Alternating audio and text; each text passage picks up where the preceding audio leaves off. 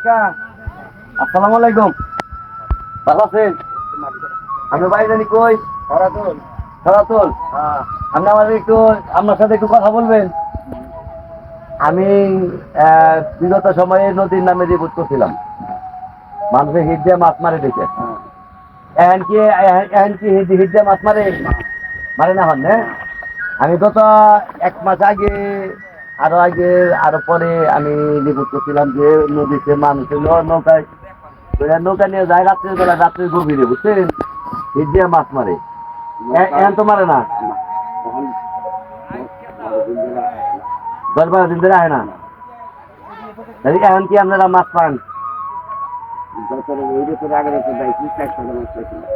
এই রাত্রে আগের রাত্রে 400 টাকার পাইছিল, আর ওরা যখন হিট দিয়ে মাছ মারতো তখন তার মাছ পাইতেন না। হ্যাঁ, আপনারা আমি কেমন চিনুম? হ্যাঁ হ্যাঁ,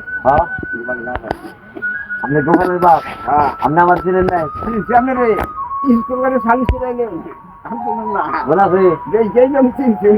আচ্ছা, তাহলে আপনি আমার সাথে একটু কথা বলেন, শুনেন। তাহলে এখন তো রইলো মাছ মারে না কেউ, না? বাড়ির সবাই ভালো আছে?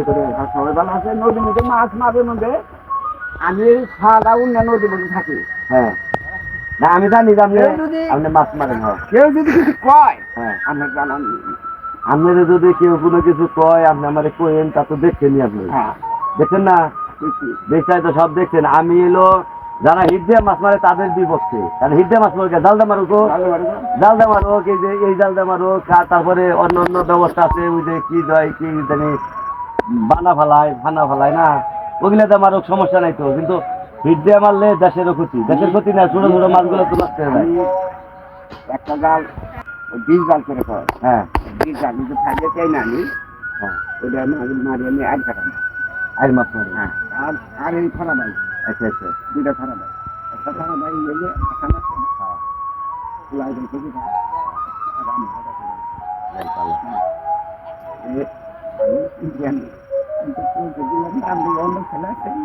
আপনি যে দাঁড়িয়ে রয়েছেন যে জায়গাটায়, এই জায়গাটা আমাদের ওই নদীর অর্ধেক পর্যন্ত। আচ্ছা, এটা বিষয় না, বিষয় হলো হিট দিয়ে মাছ মারলে, এটা হলো আমার বিষয়। হিট দিয়ে মাছ মারলে ছোট ছোট মাছগুলো তো মরে যায়, নষ্ট হয়ে যায়, পোনাগুলো নষ্ট হয়ে যায়।